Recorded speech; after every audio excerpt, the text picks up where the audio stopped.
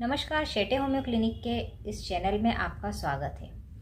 आज का हमारा टॉपिक है इनफर्टिलिटी। इनफर्टिलिटी जो होती है ये समस्या बहुत ज़्यादा बढ़ती जा रही है और इसका मुख्य कारण तो यही है, आजकल फैमिली प्लानिंग बहुत ज़्यादा हो रही है। फैमिली प्लानिंग करने के कारण क्या होता है कि कुछ प्रॉब्लम्स ऐसी होती है जो समय के साथ बढ़ती जाती है। तो इस बारे में हम आगे चर्चा करेंगे।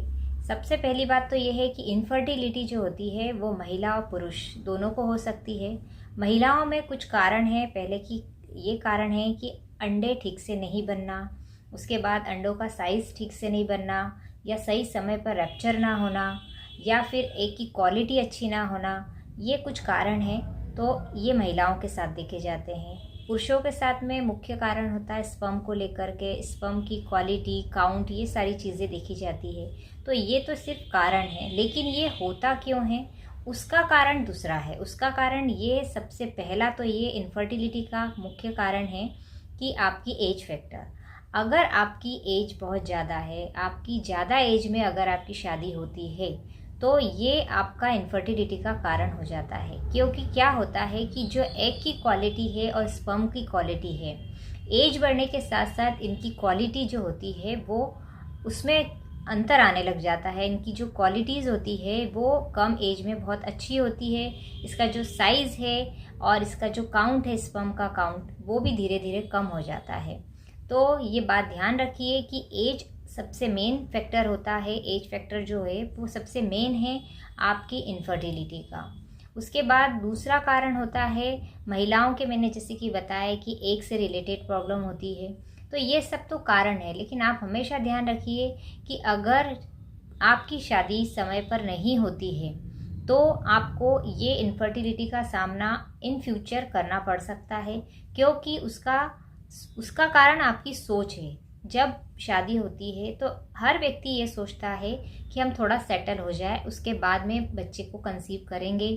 फैमिली प्लानिंग करते हैं और फैमिली प्लानिंग 2-3 साल की जब की जाती है तो क्या होता है कि कभी कभी ऐसा होता है कि पहले किसी भी तरीके की कोई प्रॉब्लम नहीं, हस्बैंड वाइफ में कोई प्रॉब्लम नहीं रहती है, लेकिन 2-3 साल की जो फैमिली प्लानिंग की जाती है उसमें कभी कभी हार्मोन्स का बैलेंस बिगड़ जाता है।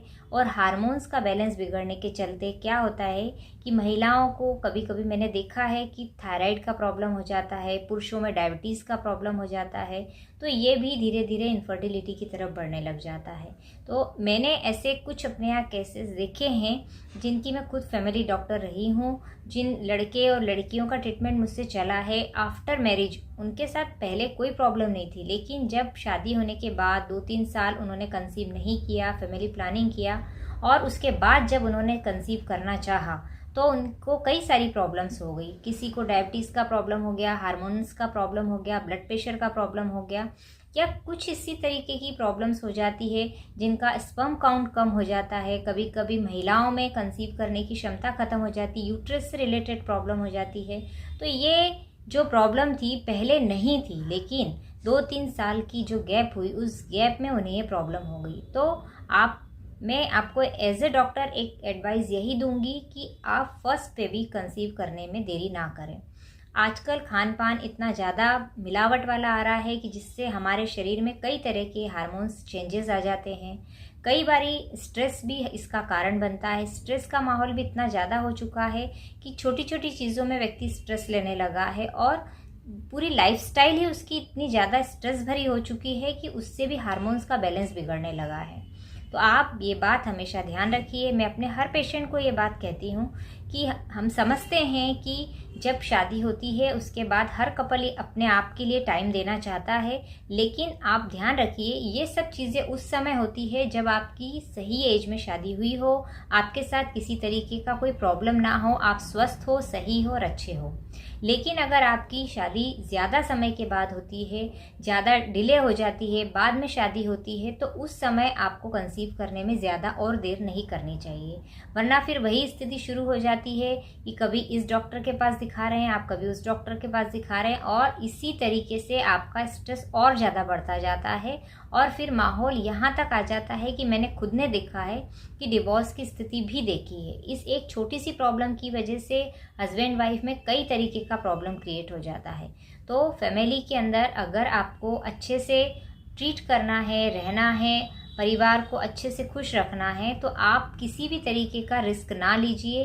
क्योंकि कभी कभी ऐसा होता है कि हम इस तरीके की फैमिली प्लानिंग जब करते हैं और जब उसके बाद में कंसीव करने जाते हैं तो इनफर्टिलिटी तो होता ही है। लेकिन अगर मान लो आप कंसीव भी कर लिया आपने, तो कुछ महिलाओं में मैंने देखा है कंसीव करने के बाद में भी बीच में मिसकैरेज हो जाता है, मिसकैरेज के चांसेस भी बढ़ जाते हैं। तो वही चीज़ देखी जाती है। तो आप समय पर हर चीज़ करते हैं, समय पर हर काम करते हैं तो ज़्यादा बेहतरी होती है।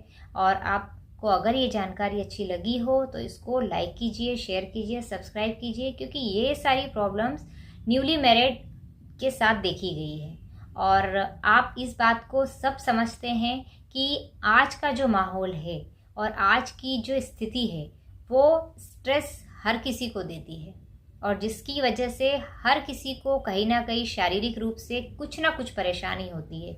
छोटी छोटी ही नहीं, बड़ी बड़ी ही नहीं, किसी भी तरीके की परेशानी देखी जाती है। तो शरीर को स्वस्थ रखिए, अच्छे रहिए, खुश रहिए। Thank you.